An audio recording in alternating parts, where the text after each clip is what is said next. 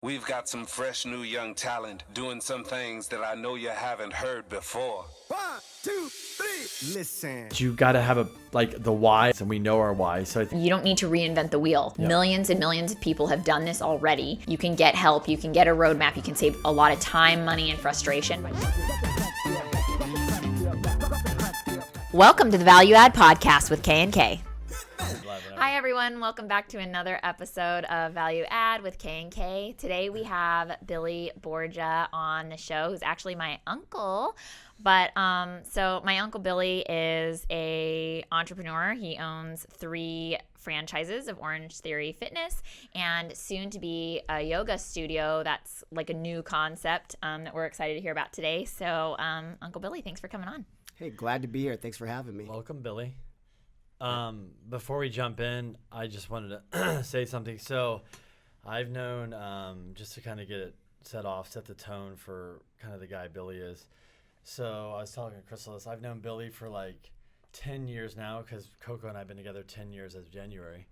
And you're just kind of this person that is, to me, is even though your ups and downs have been inconsistent, you're just a consistent, positive, like outgoing, generous, like just somebody, when I think of somebody that I would want to like emulate, it'd be like you.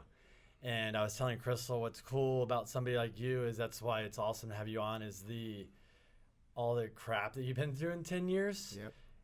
It's somebody could see you now or they could have saw you at your lowest and they might not know things were different just the way you are because you're positive and you like the story we were just talking about the pebble in your shoe. So I just kind of wanted to like set the tone before this conversation. That's just kind of how like I envision you and that's the kind of guy you are. And I have nothing but like major respect for you. Awesome. Thank you, Kane. Appreciate that. Yeah, you two both know my journey very well. And yeah, wow, it's been a decade. Time flies. It's really cool to see how far you've come now too. Yes. And that's kind of like That's to start, like obviously like our first kind of question is, kind of like anybody here, but just kind of give a background, whatever you want to say on your life, how you got here. And then also, as quickly as possible, life and being an entrepreneur and, how you're here. And it's 2019. It's what, March 1st, which is crazy. And like how you got here, Yeah. Wow. So actually, prior to meeting you, Kenny, 10 years ago, things kind of fell apart for me. The deck of cards, if you will, came tumbling down in my life. I was married, had 2 young kids, owned a house, a nice little house, and was an owner and operator of a martial arts studio.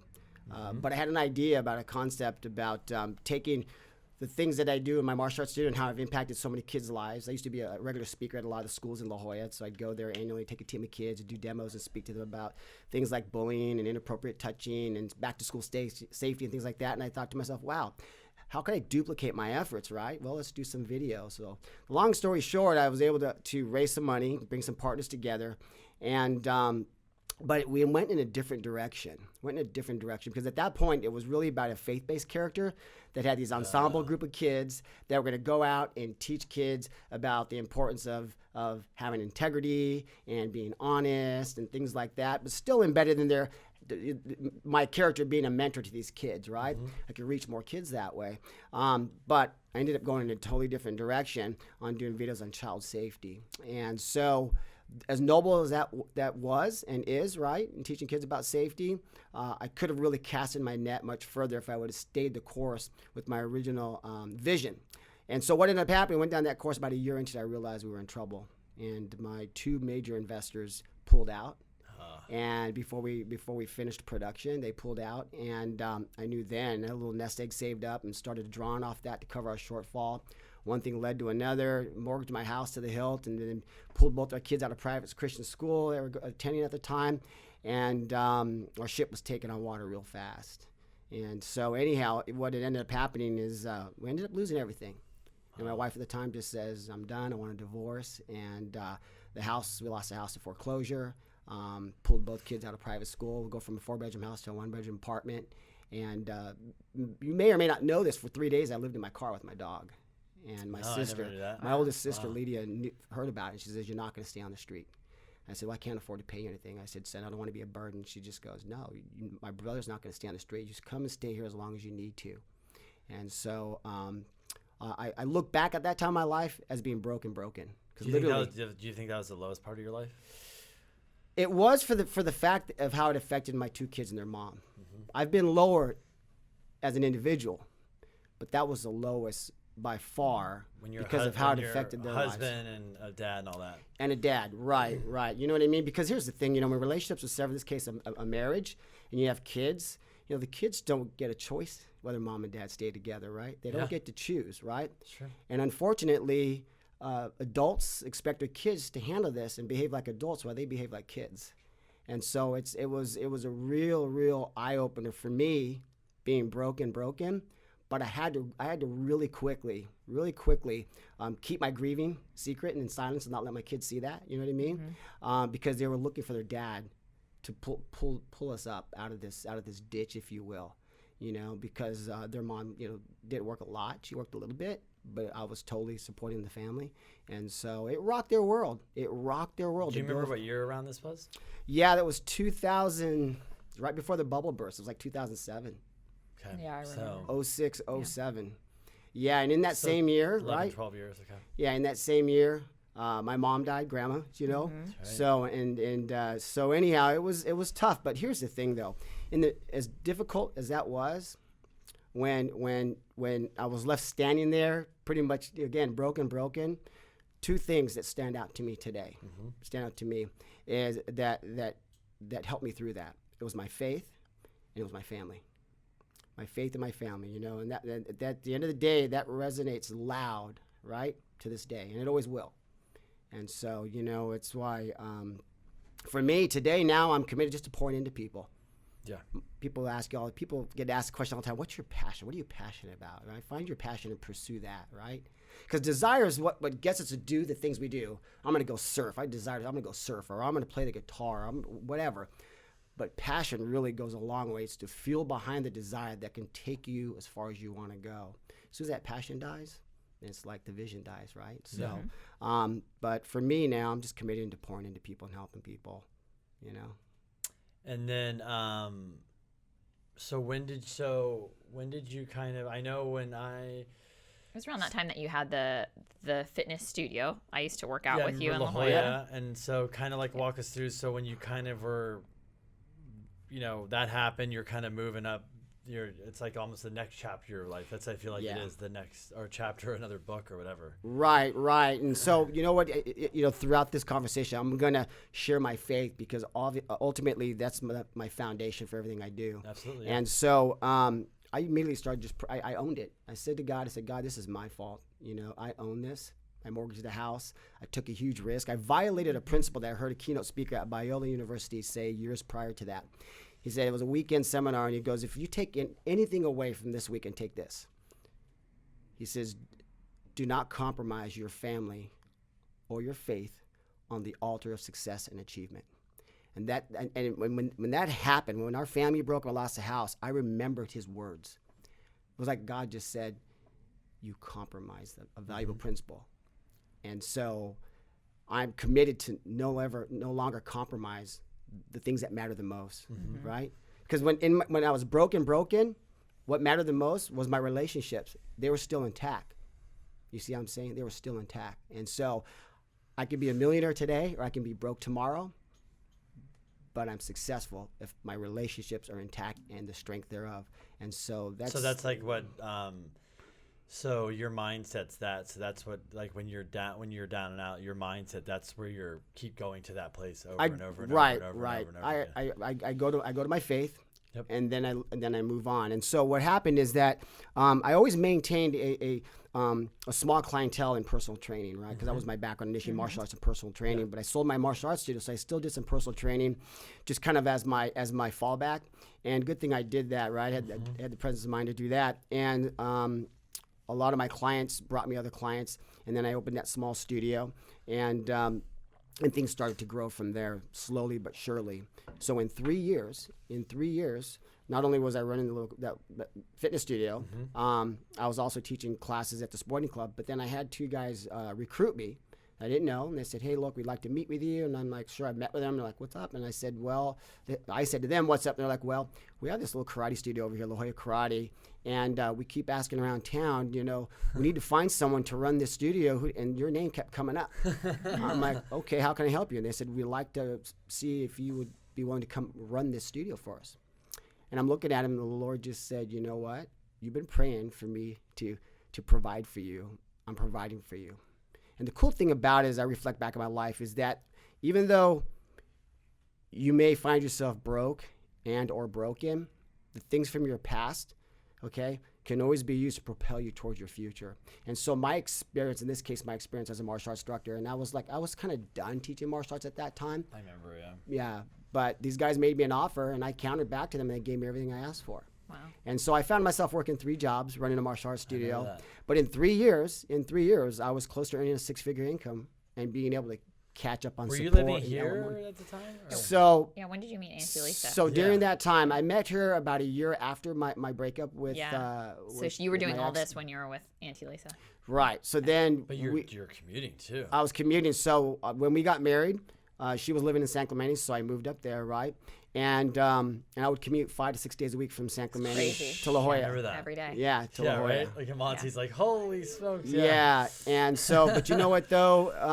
No, that's literally, and so things were starting to move. And then I said something else. I said to God, I said, God, I'm in my late 40s. By the time I turn 50, might you give me an opportunity to either be another business owner or run an organization? I've been an entrepreneur most of my adult life, right? And I said, but if you would do that for me, I would commit my life to helping and serving other people.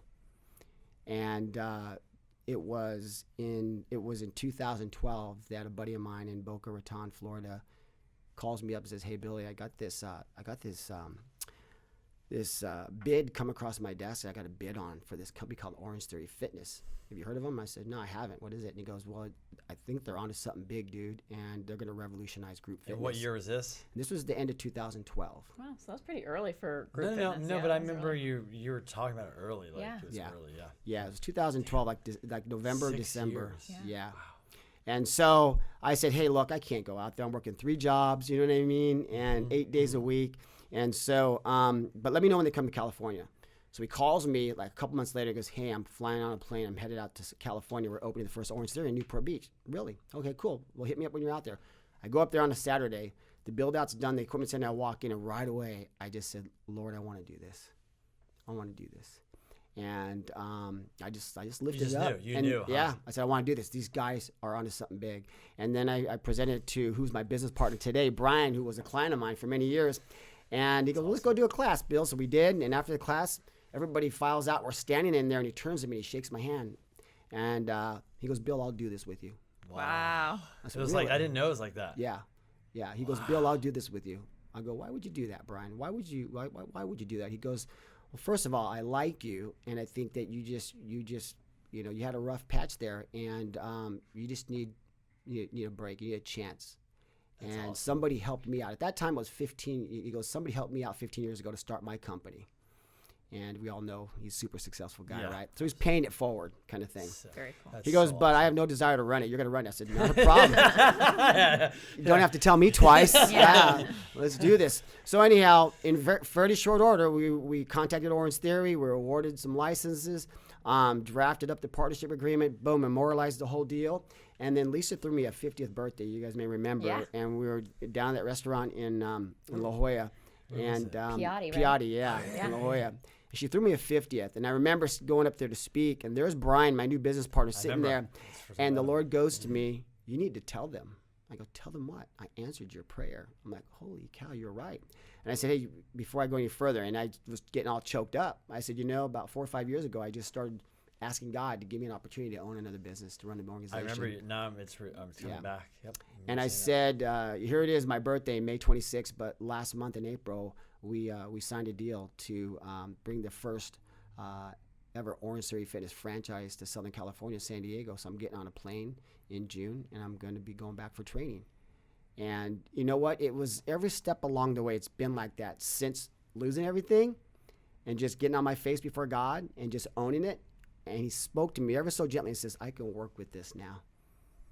I can work with this. And I've been committed in my faith ever since. I mean, I had been walking with God and going to church about 20 years prior to, but I was playing church. I was going. I had moments, don't get me wrong, I had moments where I was all in, but when it came to business, I'm like, hey, God, what do I do about this? And if I didn't get an answer, I would just go and try to bring him along the journey, right? Yeah. Make it work. Right? Like I'm part of the business leaders committee at the Rock Church, and one of the things I shared with them, I said, because someone asked me a question, what's the difference between the Billy then when you lost everything and the Billy today? I said, I used to try to pray God's will for what I was doing, but now I pray, I need confirmation before I move. I want it to be his will, because I don't ever want to experience being broken again. And you know what? He hasn't let me down every step of the way. And so now we got 3 studios, right? Crazy. He answered, yeah. And that was, coming up on 6 years now. We just opened UTC. And how is that from, one of the things for me is like, I was going to ask you, you got 3 studios. Yep. Obviously you're super busy. Mm-hmm. It's like you got, I don't know how many people working for you, but what's your biggest mistake you've probably made, And then what's your biggest accomplishment by like starting the studios, owning them? Now you've been doing this for a while, but what's the biggest mistake and what's the biggest accomplishment you felt like personally you made through all this? Yeah, it's there's a saying by John Maxwell, one of my favorite authors and speakers. I love John Maxwell. He's amazing. Yeah, he's amazing. great. And my just interview. Yeah. And he says, people don't care about what you know till they know how much you care. Yep. And, I'm considering myself a real caring person. And sometimes I allow my caring, if you will, to get in the way of making the better decisions, if you will. Mm-hmm. Nothing major, since being in business now, because I generally care about the people that I have stewardship over, right? It's almost a little bit of emotion in your decision rather than just like business. Yeah, and so I've gotten much better at that. And it hasn't been to the point where it's hurt the business or anything like that, because one of the things I learned in life is that one of the greatest pains I think that we can feel as a people is the pain of a severed relationship. And what's worse is when a relationship is severed and it's not on your terms. That's where it makes it's even more painful, right? I mean, my divorce, I didn't want it. I begged her, please don't break this family up, Mm-hmm. And and that's painful. It's not on your terms, you know what I mean? And same goes for business, right? I've been in relationships. That company I was with, 4 other partners. I do not have a relationship with any of those people today. You know what I mean? And that's okay. But I wouldn't change one step, except for maybe take the pain that my kids had to go through. Yeah. Okay. But I wouldn't change one thing if it meant me not being in this chair today, talking about what we're talking about. Yeah. You know what I mean? So, yeah, I mean, 3 businesses, startup company. We got about 60 employees. Once we open the yoga studio, we'll have about 75. Wow. Man, it's just been, I love that I get to do what I do. I love that I get to wake up every morning, acknowledge my creator, and say, what are we doing today? Do you feel like this is,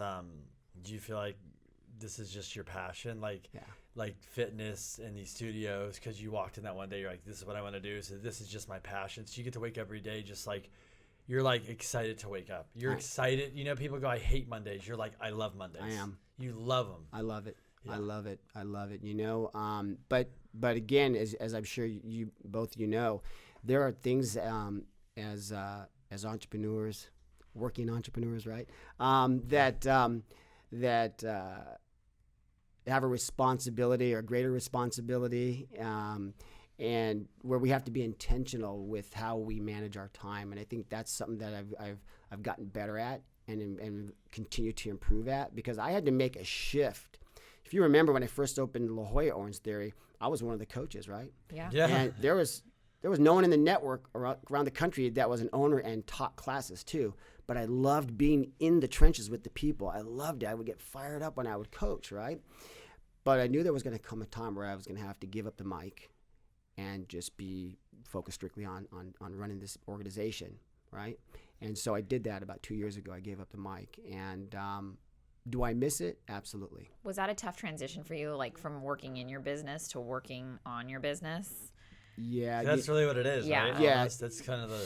It's hard. I feel like because we're all like either a technician or a manager or whatever, and you liked that technical part. So was it an easy transition for you, or was it tough to kind of make that? I think it's more of a mind shift than anything. Yeah, you're right. For me, I guess, and this is the good news where I can look back on and go, wow, I'm making wiser choices, right? Knowing that it was coming, I started to wean myself off. I started to have other coaches sub for me, even though I could have done it. But when I opened up Mission Valley, I was still teaching it. But then it came a point where, wow, I'm asking coaches to sub for me more and more frequently. So I have to step back. And then we had a guy. He's an amazing coach. His name is Fidel, and he used to be an instructor up at the Sacramento Elk Grove, where my wife Lisa's sister lives. And we went there to do a class. We were visiting. This dude was amazing, amazing coach. We go have breakfast with him after class, and he discloses to me, hey, I might be moving to San Diego. That's where I'm from. If you need a coach. I said, yeah, you never know. Anyhow, long story short, he moves down about a year later. I hire him part-time because I didn't have a full-time position. I said, but be patient, Fidel. I said, because we're working on our third location, and I could fill your plate up once we get there. Well, we're open now. Today's our head coach, and he's an amazing human being, but he's an amazing coach. Awesome. He's an amazing coach. He's a freak athlete, man. This guy is just Awesome. unbelievable. But it's all packaged in humility. That's what I love about him. He's a humble guy, you know? Yeah. So Coco, to answer your question, I think for me it was I gradually weaned myself off of it. Yeah. And now I'm just so invested in just running the organization and having to build the business and pouring into people. I mean, I had to make a shift in how I manage my time, right? Because I've got more on my plate, and to where now I've got key people in positions where I've elevated them in positions of leadership, so I can delegate to them. So that way it frees me up to do the things that I'm doing. Yep. And so now I've got a leadership team of 9 people, and I pour into them. Going from being like a small business owner to like a franchise owner, do you really feel that extra support that the franchise model gives you to be able to make those decisions and make those shifts easier than if you were the bookkeeper or having to find your bookkeeper and do the marketing and outsource everything? Has that really given you a lot more support than you had in previous businesses? Yeah, great question. Lots of support from this franchise. Yeah. I've known people that have invested in other franchises. I won't mention them, but they get zero support from they promise you the moon, they deliver you. That's a problem. Yeah, you're basically nothing. just a business owner. Yeah. So then you're back to it. It's still the franchise, and they're still getting their percentage off the top, and they're still getting their royalty and whatever else, and you're putting into a marketing fund if they even have one. But Orange Theory really has done it right. They really have done it right. I mean, they give you the playbook on how to do. You have to do really bad to screw this up. Screw this up. To which I would say you should never. That's pretty amazing, though, that they can give you that, because it helps. I mean, for you guys to be efficient. And I mean, think about it this way. This is why it's such a great question, making that leap, that switch, because as a sole proprietor, right, in a small business with a martial arts studio and a little personal training gym, and then going into a franchise, whereas before it's like I wore all the hats, right? Yeah. I wore all the hats. If I didn't show up, the cash register doesn't ring, right? It was dependent on me showing up, right? I had a bookkeeper. I didn't have a CPA, right? And then my bookkeeper did my taxes, right? I didn't have a regular attorney that represented my organization or me. I just found one when I needed one, right? And so today it's totally different. I mean, actually have an organization, right? You have an organization. So, you've got the law firm that represents your interests. You've got the CPA firm that represents you. You've got the people that, in terms of property with you guys, Coco and Kenny, in terms of investing in property and making all the right choices and guiding me on that process, on whether it's buying a piece of property or a home or rental or whatever. And all that entails. I didn't have that, 7-8 years ago. Yeah, and it's hard because we've had these conversations too with other people. When you're a solopreneur, you don't really have a business. You're just like a guy that has to keep working. Otherwise, you're not making any money. Yeah, if you go on vacation, it stops. And now you can't even go on vacation. That's now you have an actual business that. And you go on vacation, you're like, it still or runs. I still make money. But you can say, Joe, go take care of this. You don't have to stop your vacation, fly back, and be stressed out of your mind. Yeah, you're absolutely right. And that's the thing. One of my mentors is my business partner, Brian. I remember him telling me, negotiating with him, right? And he's a great guy. I mean, we've all heard horror stories, how partnerships. I mean, I had that one that was really bad. But he goes, Billy, the nice thing about owning your own business, in this case, Orange Theory, is people don't understand the value and the freedom it can give you, right? To your point, right? We can be in Hawaii. We can be in Hawaii vacation, and it's not like, oh, snap, I got to make up those hours now because I took time off and I'm not getting paid. And that's fine, right? It's fine. But as an entrepreneur and a business owner now, it doesn't matter where I go, what I do. Well, now you have an actual business. We have an actual business. Yeah.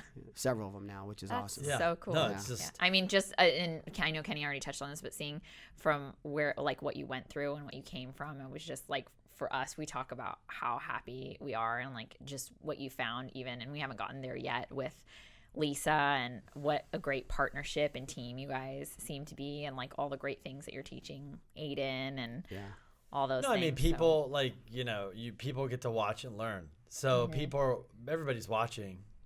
Yeah. And when the shit's hard, they're watching more. It's and then they're going to learn. And then that's why I said is, that's what they get. But, I think for us, is people always ask me, like, what's your why? And it's freedom. Yeah. Freedom to do. If I want to go here, if I want to go there, if I don't want to work, I don't have to listen to anybody. I mean, and this is what it is. Freedom can be like a variety of definitions for people, but anybody that's like a Brian and that kind of level, it's like, that's why it's like he can just, whatever he wants to do, he can go do now. He can do it. I heard freedom described as, freedom is having enough time, money, and resources to do whatever you want, whenever you want. Yeah. You know what I mean? And I thought, wow, that's pretty cool. That's pretty cool.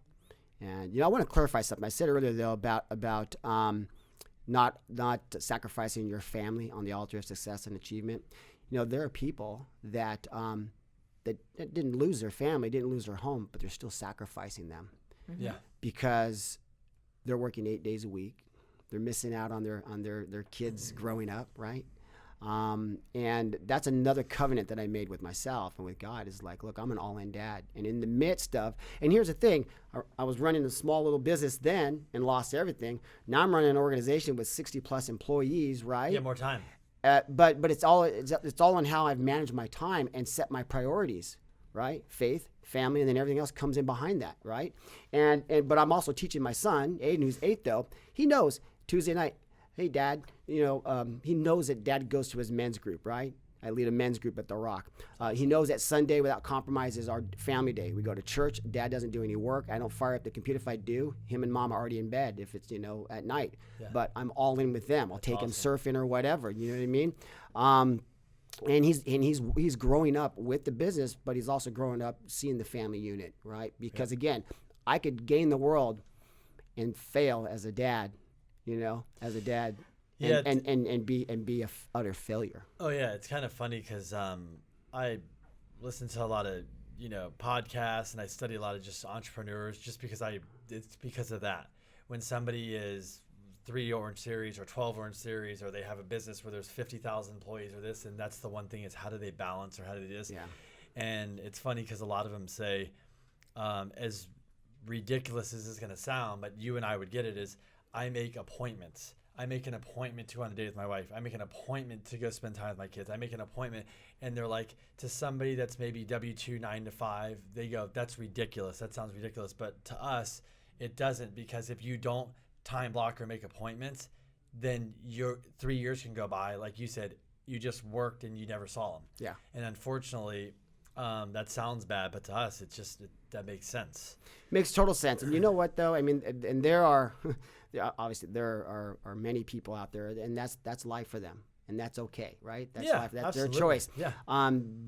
But for us, right? It's like you talked about your appointment on my schedule every Tuesday and Thursday. I know I go to Aiden's karate, so I go to Aiden's karate at 4:30. I leave and I go on Tuesday. Go right to my men's group at The Rock. Thursday night I'm there. After we're done, we'll go have dinner together as a family, right?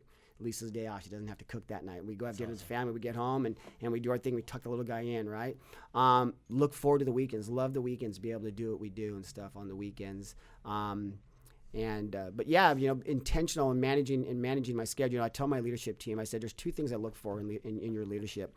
Is not only how do you manage the people that you're stewarding, right? Mm-hmm. But how do you manage your own time? Yeah. How do you manage your own time? Because if you can't manage your own time well, how can I expect you to manage these people well, right? Yeah. But if you do manage on the surface, if it appears, hey, I'm managing them well, but you're suffering and you're struggling in your personal relationship, your personal life. Yeah, some owners, I don't care what's going on in your personal life. As long as you produce for me, great, whatever, and that's fine. That's their model. But for me, it's like I don't want somebody sacrificing their family on the altar of success and achievement working for my organization. I like that. That's a good mentality, yeah. So I'm intentional about making appointments with my leadership team, one-on-one. How you doing? Let's go grab some coffee. Let's go get a smoothie. And I just, boom, again, people don't care about what you know until they know how much you care. It tells your people that you care about them. And it's not just an exercise for me. I genuinely care about them. You know what I mean? Yeah. And then we have our monthly, gatherings and stuff, so. Yeah, you're really, I can tell you just love being a leader and that, so, and you're super passionate about it. So that's like, that comes off. And we were talking like that. It's like, if you give a shit in your organization and that's how you lead, everybody else will give a shit. Amen. If you're like, I don't give a shit, they're going to be like, well, I don't give a shit because Billy doesn't give a shit. Right. And we talk about that all the time, like with our property manager, it grew. And I'm like, Chris is like, I don't understand why. I go, it's easy. Because we managed their property like it was our own money. Mm-hmm. And people saw that and they're like, that's what I want. That's what I want. And it just kept coming and coming. And that's just how we are with life. We're like, we just give a shit. And sometimes we got, you're taking this too much on. You shouldn't be this much involved. You should give less. We're like, but that's not, we don't rev like that. We're like parked or give a shit. There's no like, well, I'm on a neutral and not give it. And that's how it is. And that's just how we've, as older I've gotten, I'm like, that's just who I am. I'm not going to like try to not be that way. Yeah. And people were trying to talk us out of like, you guys shouldn't give a shit as much. Well, Kenny and I always think that we could be doing better. So, we never think we're doing like a great job at anything. Yeah, sure. But one thing recently that I read a book, E-Myth, and I don't know if you've read it before, it's the Entrepreneur Myth, but they say run every business like the franchise model. And one of those things about the franchise is when you have those systems in place, you get to have those, like you have a system of doing things, but part of it is the way that you care about your customers, the way that you care about your employees. Like those things are part of your business, and they're just as important as ringing up the cash register or all those kind of financial things. So it's really cool to hear that you guys do that. And we do run into you from time to time. We run into you over at the barbecue place, having lunch with your team. And so Wood Ranch. Right. Yeah. I wanted to jump into because we got some other stuff I want to talk about too, but I know you mentioned yoga, so I'll let you kind of just jump into that. But I know how did that come about, and yoga. Why are you guys opening, and what's the concept, and all that good stuff? You got an Orange Theory, that thing's rock and rolling, and then this kind of concept thing, which I've got to experience, which is kind of crazy. But you can kind of go into new concept, what's it about, and it's kind of crazy sounding, but it's when I went and did it, it's definitely challenging. Yeah, cool. But I just think it's people look for stuff that's different. Yoga's been done the same damn way for I don't know how long, and this is like yoga, and a new concept on steroids. And I think a lot of people are going to get more out of yoga, Yeah. So. Yeah. Great question. For me, Orange Theory, it's, I'm at my limit with Orange Theory because we had 3 licenses. We got them all 3 open. There's still a possibility we might be able to open up a 4th studio. Not sure if it happened in Pacific Beach. It is part of it is our territory, but we're just not sure if it's going to happen. But the whole yoga thing is, and I'm not even what you consider a yogi, right? My background, martial arts and fitness. Yeah. But I used to do yoga regularly when I was doing martial arts. But it's been years since I practiced. And I got a buddy of mine who's a distributor for fitness equipment, and he was telling me, he calls me up one day, same guy told me about Orange Theory, right? Good friend. And so he's like, he's like, hey, are you at a computer? I said, matter of fact, I am. He goes, why? And he goes, hey, go check out this website. So I did, and I'm scrolling through the website, and I saw this technology on this website, and I was like, holy cow. And then the gears started spinning, right? Started spinning, and I'm like, oh my gosh. We could use this doing yoga. It would be great. Look at all the benefits. I mean, yoga itself already benefits the body, right? Whether it's if it's someone's spirituality, whether it's mind-body connection, whether it's just, being loose and limber, flexibility, all those different things. I said, but gosh, how this benefits the body in addition to the ancient practice of yoga, what do you think? So I just kind of put it out there, and I told him on the phone, and I said, hey, I'm going to do something. He's like, what? I said, I got an idea for a business, start a business. And I told him about it. He goes, dude, you're crazy. I said, no, I'm going to do this. I'm going to do this. You want to help me? What do you need? And I told him what I need. I said, and it got quiet. I said, hey, listen, tell me yes or no, because to me, a maybe is a no. So yes or no. He goes, yes, but I'm going to need this, this, and this. I said, done. So in 2 weeks, we got a business plan, a prospectus. We had a pro forma in 30 days together. And then I just started strategically targeting 3 people. There's 3 people. Obviously, my business partner, 2 other people that I felt might be a good fit. Because in business, as you guys know, if I'm going to partner with somebody, I'm really, really careful on who I choose to do business with, Smart. right? Absolutely. 100%. Especially because of what I experienced before, right? Yeah. And so it's easy to get into relationships. It's a different thing to get out of them once you're in. So anyhow, bounce it off, and then my business partner with Orange Theory said, I'll do this. He goes, Bill, you got me to the altar again. So anyhow, so that was a year ago last August. We did a concept studio for about 6 months and brought on 2 other people to be my director of yoga and teacher training, and then brought in another partner to be director of program and development, so I can delegate some things too. And we did that concept studio, which you came and tried out, and we had about 100 sessions go through there. And the feedback was overwhelmingly positive. So now here we are getting ready to open up our first location, and we're excited. Can you kind of describe whatever you want to say, how it's different from the headphones, which is weird. You walk in, what do you mean we're putting headphones on? Okay. Yeah. To the vibrating mat and just the overall experience and what somebody is going to expect when they go in there? Sure. Yeah. So we're utilizing aerospace technology that was designed for astronauts, right? You know, astronauts would go out into space, they're in a zero gravity, and they were starting to lose bone density and muscle mass. So they had to come up with something to help, at the very least, maintain what they have, not lose. So NASA created in this? that zero gravity. Correct. Correct. NASA utilized it. It was, some research suggests that even the former Soviet Union was part of developing it too as well. So the 2 countries were working on this during that space race. And so flash forward to today. Wow, say that 3 times. I can't even say it. I can't even say it once. And that's just water, right? That's awesome. So anyhow, they've been using this technology to train thoroughbred racehorses. I think 3 of the last 4 Kentucky Derby winners, their trainers train them on these massive vibrating plates. These horses. Wow. They train it for elite athletes, world-class athletes, for human performance and strength training. And then they chiropractors use them for joint and back pain and stuff. Older population, they've had huge success in helping. Some are coining it the anti-aging technology because of how good it makes them feel. So flash forward to today, I said, wow, we can do these yoga on these and see the benefits of it. You know, it aids with osteoporosis and bone density. It helps to stimulate your metabolism. It drains your lymphatic system. It reduces the stressful hormone cortisol, and it increases the more youthful hormones and stuff. And so there's just so many benefits to where I said, you know what? I can help more people. I'm doing my thing with Orange Theory Fitness and helping people change people's lives, right? I can do more in an industry that's not even tapped into, like the fitness industry is, right?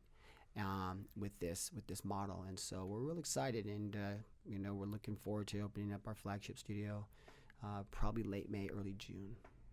Wow, that's coming up quick. It is, yes. Yeah, that's exciting. Yeah. So are you thinking of doing like a franchise model with this?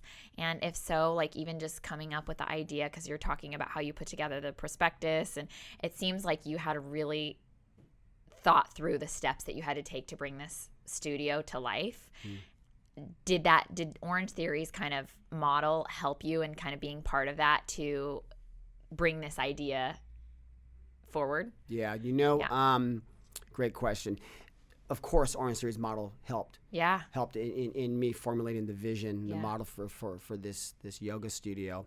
But Orange Theory's helped a lot of businesses formulate their franchise model for whatever it may be. There are a lot of in the fitness industry now. There's F45.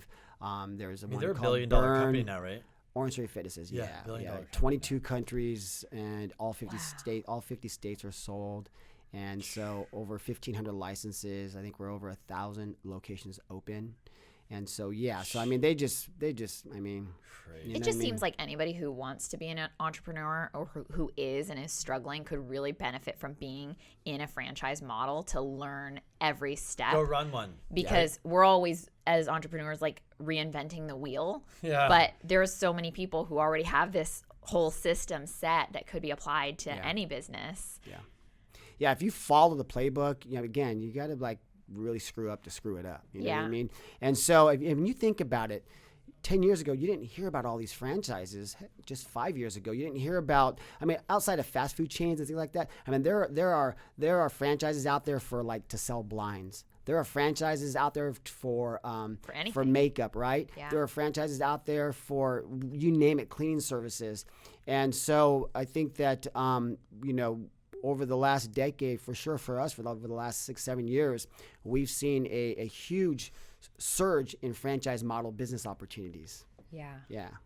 It's funny because even Ty Lopez, he made a comment that the best businesses are the franchise models. They're the most successful when you overlook it all. Well, I forget what the numbers were, but in that E-Myth book, which I would recommend anybody to read, it's a really amazing read, but they say like almost 90% of small businesses fail, and like the number of franchises that fail is so small. It's crazy. It's like in the teens or something like that. Probably fails is mismanagement or somebody stealing too much money or too much personal, just something crazy like that. Yeah, there's several factors that play into that, because that's also another great point, Coco and Kenny. When I first looked at Orange Theory Fitness, there were only 29 locations open, right? And they were only open in Florida, Colorado, and Arizona were the only states that were open, and they had sold one master franchise license to Canada. That market was open, right? So we've got license number 112, 113, 114. So we got in early, right?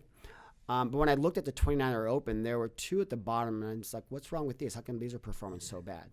And they said, well, this one here is just poor management. It's not run well. The owner won't spend the money that they recommend at the time, spend $5,000 a month on marketing. He's putting that money in his pocket. He's not marketing. Okay. Bad mistake. Guy shouldn't be in business. Mm-hmm. The other one, this person hired all his family, and friends. And I go, oh man. Yeah, and so you want to keep your family, don't hire them.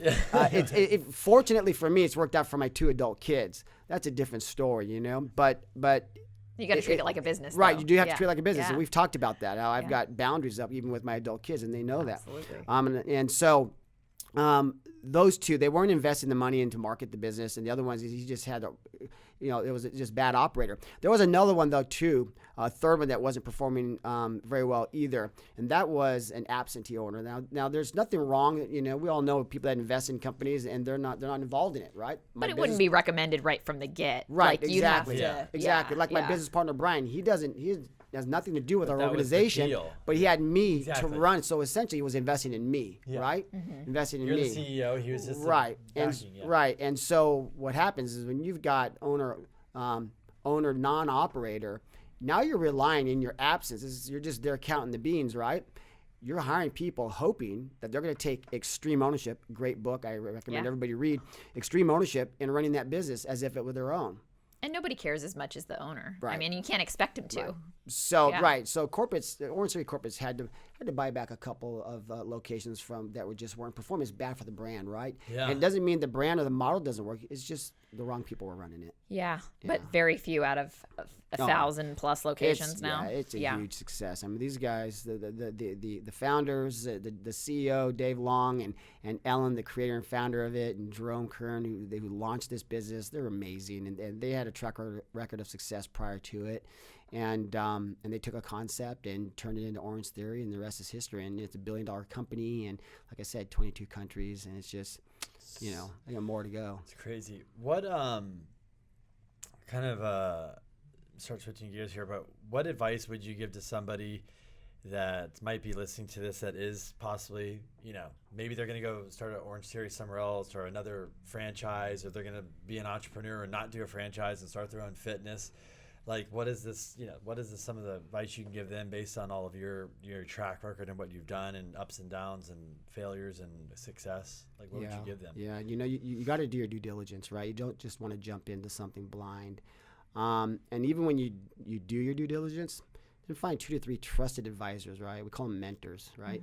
But people that you trust, and you give them permission to ask a tough question too. You got to get your ego out of the way, and you present them with this business opportunity that you're considering doing, right? You don't want to do it and then find yourself in trouble, sinking, and then go find those people and say, hey, how do I get out of it? No. You want, right? Because no one's going to jump in the boat with you when it's sinking, right? Yeah. So you want to find 2 to 3 trusted people that you can go to that have a strong business acumen, track record of success, right? In the areas of whether it's business ops, whether it's legal, whether it's sales and marketing, all those different facets. Find people that have that are experts and professionals in those areas, and bounce it off of them. Get their advice and listen. Yeah, listen. That's a big one. A lot of people don't. They go they take it, then they just go do the opposite of what they just said, and then it's a problem. Right. So that's I would say that bounce it off some people, and then. Do your research. If it's a true startup like mine with the yoga, it's a different story. But I did do my research, because I already had the experience on how to develop and run a franchise, which is our hope is that this is going to turn into a franchise model. But short of that, you have to do your due diligence and all other facets of the business, because you don't want to go into it blind as a young entrepreneur. Go, man, if I build it, they'll come. No, right. They won't. That's not necessarily. Your family and friends might come initially, but outside of that, they all want, not all, but some of them expect a membership or something for free. It's like, that's not going to pay the bills. Yeah. You know what I mean? And so you got to have a plan. You got to have a vision. You got to have a plan. You know what I mean? You've got to set short and long-term goals, right? And then you got to assemble a team. Yeah. Right? A team is so important. I couldn't do what I do if I didn't have the team that I've been able to assemble. What do you give, what advice would you give an entrepreneur that's struggling right now? That they could have started a karate studio, they could be in the middle of a karate studio, they could have a yoga studio, they could have any business, like you've been through it, like they're struggling, they're working 8 days a week, like you said, they're just in the thick of it right now, right? Whether it's like mentally, anything, like what advice would you give to somebody, good, bad, or other? What would you? Somebody sit down and say, "Hey, Billy, I'm struggling. This and that. Like, cut the cord, do this." Like, how do you? I'm sure people are asking you for more advice now. Like, sure. What do you kind of? How are you? What are you saying to them if you're the mentor? Yeah, great question. It depends on the situation, right? Let's say that the business is just struggling in general, right? You got to ask yourself. I would ask about, well, have you identified why the business is struggling? Okay, are you willing to take ownership of that? If you are an owner operator, take ownership of that. Okay, then if you are, right, some people are in denial, right? They want to deflect. I got the wrong, this person here, who hired him? Okay, you did. All right, it always comes back to you, right? Yeah. It comes back to you. It's and always so, your fault, right? Right. And so once you do those things, then you have to formulate a plan. What's my action plan to turn this thing around? And then I talked about those 2 or 3 trusted advisors. Hopefully they have at least one. Go to that person and ask that person. Like you said, people come to me all the time now, right? And ask me those types of questions. But then go to those people and ask them, all right? You got to get yourself out of the way, right? You got to humble yourself, right? You want to be edified? Humble yourself. Life itself will humble you, but if you don't humble yourself, and then you'll be edified. It'll come and happen organically. And so, I would look at those things. Identify why it's struggling. Take ownership of why it's struggling. You got to look at yourself first and not start pointing the finger, right?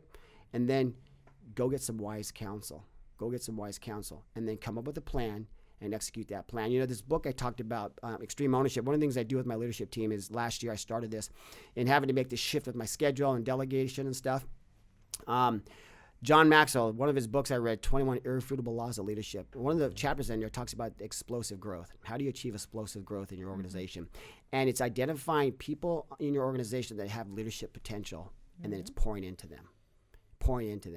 So then you teach them how to identify people under their stewardship that has leadership potential, and teach them to pour into them, right? And so it's multiplication by pouring into people, right? And it creates, and it's working for me. Right? And so I had my team go through this book, Extreme Ownership. And at our monthly meetings, we would go through our meeting, and then at the end, this book had 12 chapters, so 1 through 3 we would talk about it. Everybody had to identify one thing that spoke to them and how they intend to apply that to their leadership, right? That's cool. And then the next month it Smart. was chapters 4, 5, and 6, and we went through the entire book last year. And there's a section in there called prioritize and execute. And all of us as entrepreneurs, you know what it's like. Some people, you don't want to go into business because of the glory of saying I own a business, right? Because just like the ups, there are going to be some downs. There's always going to be setbacks, right? It's part of life, but they don't have to keep you back. In this book, it talked about prioritize and execute. And I tell my leaders all the time, you have your daily grind, right? The mundane of coming in, checking the numbers, running reports, checking in with your staff, doing whatever it is, customer service issues, whatever, the financials, all that stuff. But seemingly out of nowhere, which we know it's not out of nowhere, but 1, 2, 3 things will come and just hit you, boom, boom, boom. And your team's looking at you, how are they going to respond? How are they going to handle this? That's where prioritize and execute comes into play. You have to take those 3 things that just came on your plate. You have to hit the pause button on your daily grind, and you got to look at these, and you have to prioritize them, and you got to execute a plan and get them off your desk so you continue on your path. And that spoke loud to me and to our team. Yeah. So for the young entrepreneur, you got to identify those issues, and you have to prioritize them, because if you try to fix them all at the same time, it's going to overwhelm you. Well, that's what happens, right? It's like you're juggling all these balls, and then before you know it, all those things you were supposed to do get pushed aside because of those emergencies that came up. And then it's like you try again tomorrow, but then those things come up. Exactly. And it'll wear you down. It'll wear you down, you know. And then if you're fortunate enough to have, if you're an organization of one, okay, fine, but still look for people outside your organization that you can confide in. But if you have people under your stewardship, delegation, boom. It's those leaders or those entrepreneurs that want to hold on to everything. And like Ellen, the creator of Orange Theory Fitness, it took them a while for her to finally let go of what was called Ellen's Ultimate Workout in South Florida, because someone approached and says, you've got something I think is franchisable. She's like, what do I care about franchise? She was a huge success. I'm printing my own money back here, so to speak. You know what I mean? I'm crushing it. Like, no, you need to meet my husband. Finally, after a month or 2 down the road of being asked, she finally agrees to meet with them. The rest is history. But I remember them telling the story in a panel, the 3 of them going, yeah, but Ellen didn't want to give us the baby, though. Give us the baby. And now, you know, it's a $1 billion company, right? And Forbes magazine so cool. And Business Inc. and you name it, all these publications. So, yeah. What's your why? Why do I do what I do? Right? I love helping and pouring into people. You know, there's a great quote I heard years ago, and it goes like this. It says, there's no greater feeling. I would change there's no greater feeling. I would say that it's a great feeling to know that you had helped another human being achieve something they would have never achieved had it not been for your influence. Yeah. And I loved that. And I'm living that today. Because I'm able to be a steward over all the people that our organization employs, right, and pour into them. And I get to watch the fruit of my labor pouring into them as they pour into the people that they're stewarding, right? Mm-hmm. That's like your favorite part of that. I love it. I love seeing people become something they would never become had it not been for me. It might just be one conversation, and you know what I mean, that just clicked and it was a turning point in their life, you know. And so it's you know, I'll tell you a quick story. This is maybe we'll get it to those that are listening. And this is just one of a handful of stories, but I had an employee that was one of my original guys on our team in La Jolla when we started, 6.5 years ago. And he was great. And then one day he comes to me and he's all nervous. And I could tell he's like, this is uncomfortable for him. And he goes, hey, Billy, can I talk to you? I say, sure. And he's wiping his hands, got sweaty palms. And I'm like, what's going on? It's like, and so we go in the office and close the door, and he goes, man, I don't know how to tell you this. I said, and I just put my hand on his shoulder. I said, Michael, it's okay. It's just me. Tell me, how bad can it be? And he goes, well, I wanted to let you know that I got offered another job. And I could look at his face going, wow, how's he going to take it? And I said, awesome. Congratulations. Yeah. Right. And he perked up. Is like, he expected me to have a different response. And he goes, wow, and you're okay with that? I said, no, but congratulations. I mean, you're a great employee, Michael. More than that, you're a great person. Yeah, and it's going to be a big loss, but I'm excited for you. It's a new journey for you. I'm excited for you. And the door is always open for you. And he's like, wow, Billy. He goes, I was stressing for nothing. I said, yes, you were. Yes, you were. Yeah. And you know what? To this day, He's kept in contact with me here and there. In fact, one of the greatest honors was when he contacted me last year and said, hey, Billy, Maria and I are getting married, and would you marry us? Wow. You know, I mean, that's the kind of relationship where I'm like, yes, I did enough things right with this relationship to where he thought that Billy much. married us. Yes. I married you guys. Yeah. So, it's those kinds of stories. And I remember him telling me his last day, he goes, Bill, I just want to let you know, he goes, this is a tough one. He was a young guy. He goes, I haven't had many jobs, but of the ones I had, this is the toughest one to leave because I enjoyed coming to work. I enjoyed coming to work. Awesome. And you know what? There's a lot of people out there that for whatever reason, they've got a heavy-handed boss, or they're overworked and underpaid and underappreciated, and stuff. And to hear that to a guy who was making not much more than minimum wage, right? To say that, I was just like, yes, That's cool. So, That's very cool. yeah. So I kind of wanted to jump, like, one of the things, like I said, since I've been around like 10 years, the one cool thing is the way you've been, and just like I said, to me it's been consistent, but obviously now you've had success. So when you have success, you're able to offer opportunities to employees or family. So one of the things I wanted to just ask you about is Lisa. Obviously we all love Lisa, but I know for Crystal it's like an important role in my life and business, and it's a partnership. So a lot of people don't experience that because they don't work together or live together. It's always together. It's we're here and then we go to work and then we come back. So how's Lisa kind of played a role, now in your life and business, and what kind of role does she have? And then also your kids, they've really it's crazy. Just like, I know you said you were sawing them, they're struggling and hurting, but now when I see them, it's like they're not struggling and hurting. And I think they just look up to you, and you give them this an opportunity instead of them saying like being mad at you or you did this. It's like they're thriving in it. Yeah. And and I told you, it's like, if I'd have been like, hey Christian, you're gonna be a trainer at Orange County in 10 years, he'd be like, hell no, right? I'm being a rock band. Rock star. I'm gonna be a rock star, right? Yeah. Yeah. So just kind of two different topics, but just kind of like talk about the family dynamic, and then you have Aiden that's kind of growing up with seeing all this and been a part of the change and seeing the family. Like it's kind of cool to watch. Yeah.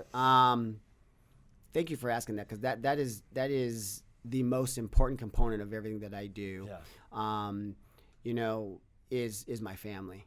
And so when I met Lisa, she was working in a company. And I mean, do we know anybody today that's been with the same company for 18 years?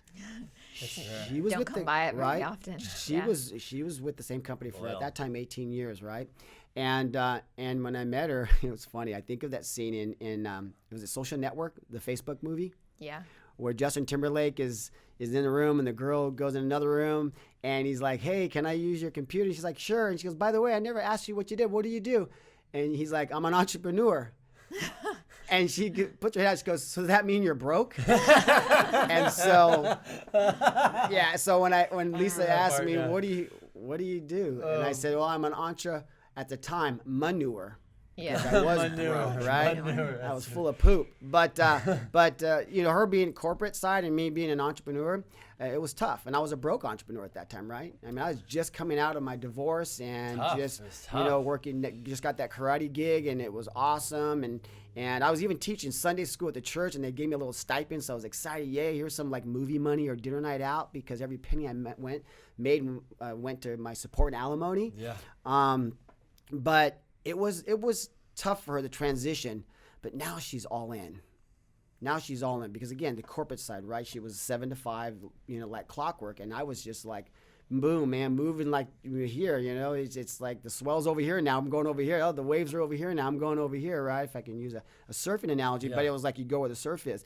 For me, it was just I was just chasing the opportunities, and I was trying to make the most of the opportunities that were given with me with the little studio, sporting club, and then the karate studio. And but Lisa slowly but surely started to buy in, and when she saw Orange Theory, I saw her take such pride of ownership of that first little studio.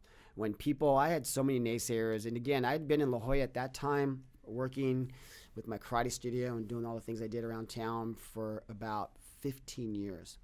And people would say, "Billy, you're so crazy. There's so much competition in here." I remember that. Right? Yeah. And I said, "Oh, you just wait and see. You just wait and see." And then here we are today, and it's, I've seen a lot come and go, and it's sad, when you see a young entrepreneur open a studio or a business, and they've got, nobody opens it expecting to fail. Especially in La Jolla, some of those areas, you see them, it's tough. Yeah. It's well, like I do think that little pocket of La Jolla is tough because it's so hard to get in and out. There's only so many people that live in you there. either hit it or it's either a winner or it's a total loser. Yeah, and the other thing is too is I think relationships are a huge component of success, and I had galvanized a lot of relationships in La Jolla, people that knew me, the locals that knew me, and they were willing to take a risk with me, trust me with this new model, right? Yep. And if I was a nobody that just new to town, I wouldn't have those relationships. Yeah. I wouldn't have those. So anyhow, she's bought into where now another chapter in that book, 21 Irrefutable Laws of Leadership, is the law of the buy-in, getting people to buy into what you're doing, your vision, right? Buying it. And Lisa finally started to buy into it, and now she's all in, and she's a huge part of it. She still has the freedom to be able to take Aiden to school and take him to piano and to karate and tutoring and do all those things, but she also still participates and helps with the business. Sometimes it's at night. She's got a computer and she's answering emails, and she's working with our marketing team and promotion team and all of our business relationships. She's in it, right? And every now and then she likes to tell husband what to do, and I'm just like, oh man, she's like, you may be CEO out there, but at home I'm the CEO. Yep, I know that is. Shut that. You know what Dobson said years ago? He goes, yeah, I wear the pants in my marriage, but Shirley, his wife, she tells me which ones to wear. So anyhow, it is really cool to see how Lisa, because I know that when Lisa met you, you were at one of your lowest points, and to see what a partner she's been with you, and how supportive she's been, but then also how you've been such a leader for your family. It's just really cool to see. It's something that we would emulate for any marriage, I just think, because how you come out in those hard times is really telling of your relationship, and it's really built such a foundation, and it's just I'm so happy for you to have found that kind of a partnership, and it's really blossomed and it just works really well, and to see Aiden too, because maybe not everybody's met Aiden, but he's the cutest kid, and I think amazing, it was your birthday or Lisa's birthday, the speech that he gave was better than any adults.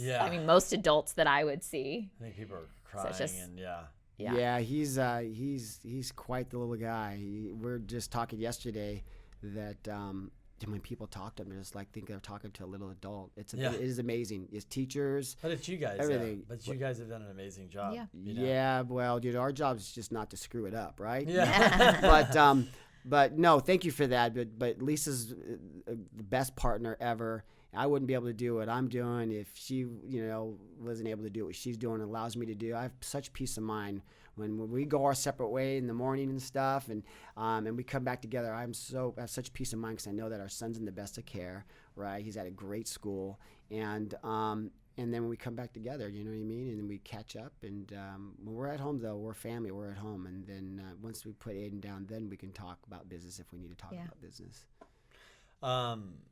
Because we talked about this last week, and actually we got a lot of feedback. Crystal and I we were very open about our relationship, and that you should invest in your relationship, and you should, we have a counselor. It's not that sometimes we just don't see eye to eye, or we're just when Harlow came in our life, we're why don't we go talk to somebody and talk it through? And we did. And he's like, why are you guys here? We're we want to be proactive. And he's like, that's why I love you guys. It's I'm not going to wait till it's a problem. Let's talk about what stuff could be a problem. And that's how we are. But how have you guys, because, it's been up and down. And even for us, when you push yourself and we're growing and we're doing things entrepreneur, we put pressure on ourselves. It could be financial or this to go to the next level, and people don't see it because it's not on them, it's on us, and we do it to ourselves. But we know how we get through it. We figured out a way and how we do it, and we're very consistent with that. And so how have you guys got through the ups and downs? Is there any tricks or tips or secrets that you guys have, or how you do it? Because obviously you were here, now you're here, and you guys gone through this whole thing. It's nothing. We always say it's never perfect. It's not always, this is every day's great. It's a relationship. It's work. But we're committed, Yeah, awesome. I love what you said there. It's a relationship. It is work, but you finished it by saying, but we're committed. Yep. Right? That commitment is huge. It's huge, For us, obviously, everything is begins with our faith, right? Lisa and I have a joint faith, as Christians, and we're really intentional with that. You know what I mean? Our quiet time, our devotion time together as husband and wife, our own individual time, and then we come together as a family. So we model that for Aiden, our son, right? But in addition to that, we are intentional about having date night out, right? Going out and going to a movie. The other nice thing about being an entrepreneur, being in business, and having achieved some level of success, that freedom we talked about, is that in the middle of the day we say, hey, what do you? Let's go grab lunch. We grab lunch and just connect right there, right? And we can spend an hour or two in the middle of the, right? You do that, right? And I tell guys that come into my men's group that are struggling in relationships, I said, I'll ask them, well, so when's the last time you went on a date? I don't know. And I start asking these questions. I said, look, here's the thing. If you're not making deposits in your marital bank, eventually you become overdrawn and bankrupt. To which I would say it's very difficult to recover from. Yep. You have to make deposits in those meaningful relationships, starting with your marriage, starting with your kids, and then everything else, right? And so for Lisa and I, we're very intentional in making sure that we're taking vacations, we're getting away, we're connecting when we can in the middle of the day, and just hitting the pause button on everything else. And just pouring into our relationship. When we first were before we got married, we went and saw a counselor too, because we wanted them to help her to help us commingle with my 2 adult kids. We didn't have Aiden then. I had 2 adult kids, right? And so that's a big deal. And then we were talking about having a child of our own, and so that was something that we went to. And every now and then we'd go get a tune-up with her. We'd see her up, hey, and just help us, have that third party who kind of knows our history, our background, and is not going to sugarcoat things. And we give her permission to. We're totally transparent, right? Yep. We're not firing missiles at each other, but we give her permission to ask those tough questions. And so, if you need to bring a third party in, someone that's a trusted advisor, if you will. That's helped you guys. Yeah. Oh yeah. So but you have to invest in your relationships, especially your marriage. Yeah. Just like anything, like we said, if you don't work on your business, it's not going to thrive. If you don't work on your relationships, it's the same. And if you don't work on yourself, I think it's the same thing. You get your, I call it my me time. Then I think you eventually don't make deposits for yourself. Yeah. You start dwindling, How can you be a leader in your household or somebody great if you're not taking care of you first? Yeah. It's really hard. Yeah. So that's another good point. Making sure that you're making those deposits in those other relationship banks, right? But then investing in yourself, right? Yep. So I know you guys are both active. I got to get my workout in like 4 or 5 days a week. I'll go surfing. If the surf's no good, that's an opportunity for me to journal or read, or maybe, you know what I mean, to just be there in the quietness with my thoughts and stuff. Yeah.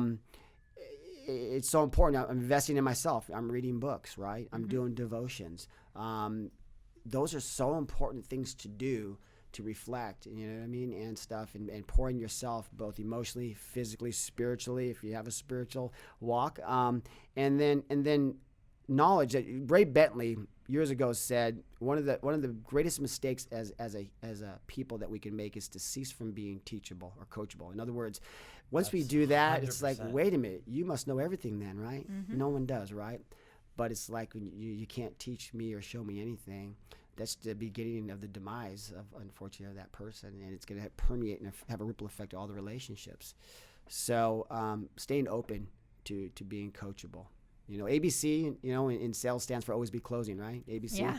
But in my line of work, working with instructors and coaches, ABC also stands for always be coaching. For my leaders, you've got to look for those opportunities to coach those people that you're stewarding, So, but you have to invest in yourself. You got to have me time. If you had a time travel ship, and you can go back in time and sit here like this and have a conversation with your 21-year-old self, what would that look like? Yeah, that's a great question. I did have that conversation with myself in my early 20s. It was before marriage. It was before, the brokenness of all that. But that was when I found myself at my lowest point as an individual, in my early 20s. We haven't talked about it, but I'll share it real quickly. I found myself in my early 20s weighing about 122 pounds. Wow. I was strung out on meth and been up for 3 days straight. And that was a decade journey starting from age 10, more than that, to my early 20s, actually about Yeah, 12 I was wondering if years. you're going to talk about this. That's cool. Yeah. 12 years. And so it's, age 10, I was introduced to drugs, and it set me on a path of destruction for about 12 years of being in, being in bondage to my addiction of drugs. And I just remember sitting there and seeing my reflection in this glass table, and I just started crying.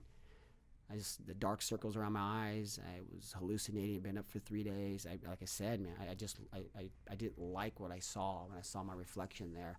And I had a moment where I was just like, I don't like who I become. I don't like my life, and where I'm at. And so I cried out to a God I didn't know at that time, and said, God, I believe you're real. I believe there's a God, and if you can hear me, would you please help me?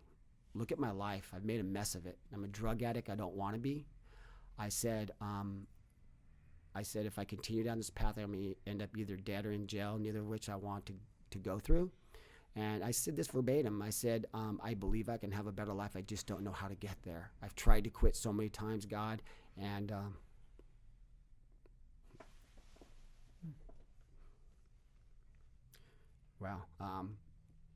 if I've been able to, would you please help me?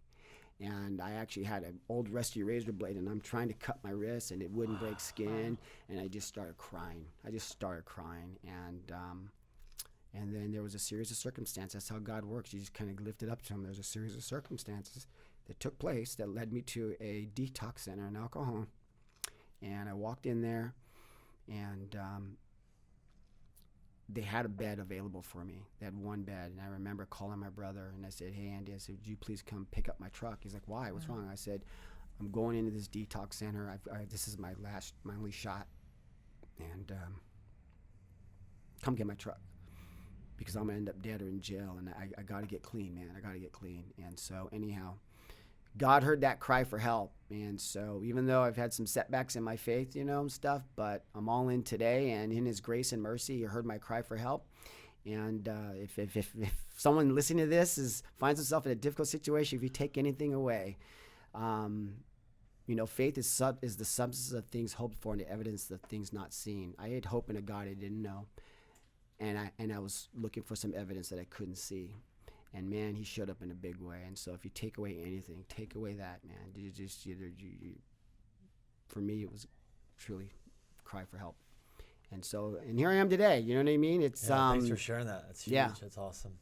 So, and now I'm committed back to the why. It's just committed to pouring into people. I tell people all the time that either answer an ad or want to come work for us. And after you go through the whole, hey, are they qualified? Okay, on paper they're qualified. You do the interview process, and then sometimes you get some people that would just be really upfront and say, hey, look, I'm looking for a management position. And I'll say, look, I can't promise you anything but an opportunity. What you do with it's up to you, right? Because I don't believe opportunities are ever lost. They're just taken by someone else. Opportunities don't go away. They're just taken by someone else. So, that's the only promise that I or guarantee that I give to the people that I steward as an opportunity. So, so what's next for you over the next 12 months? Yeah. Well, the next 12 months is personally for us. We're hoping to move. Lisa and I, being able to enjoy the fruits of your labor. You know what I mean? Been in a season of harvest now for a couple of years, so that opens up opportunities. So we're hoping to move into a bigger home. And then as it relates to continue to take Aiden surfing and doing all the things that I do as a dad and as a husband. But as it relates to business, obviously our Orange Theories are going well, and it's pouring into developing a whole nother team of people for this yoga studio and seeing where that goes. And then I continue to do my thing. I mean, we didn't get into it too much, but another thing I think has been really important for me in terms of investing in those relationships, me time and stuff, is also volunteer work. So I've been the director of the men's ministry at the Rock Church for 2 years. That's awesome. And then I also sit on the board of the Business Leaders and Entrepreneurs Committee. So I was part of a group that was asked to develop this for Pastor Miles, and it's been great. So I give time there too as well to pour into to just kind of disconnect from my life and everything I'm doing. And Lisa and I both do it together. You know, we're involved in that. And so in Aiden, we're modeling that for Aiden as well. So very cool. What last question, what impact do you want to have on the world? Yeah, that's a great question. What impact do I want to have on the world?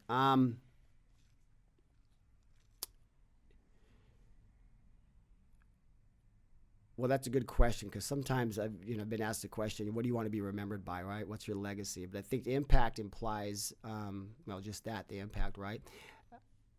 I said earlier, I love that I get to do what I do because I'm having an impact pouring into people, right?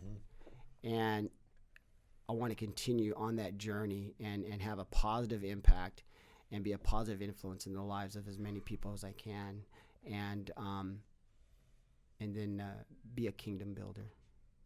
Be a kingdom builder, because we're just passing through. I'm just passing through. This is not my home. And so if I could impact as many people as I can on this journey and be able to still reap the harvest that we're reaping, you know what I mean?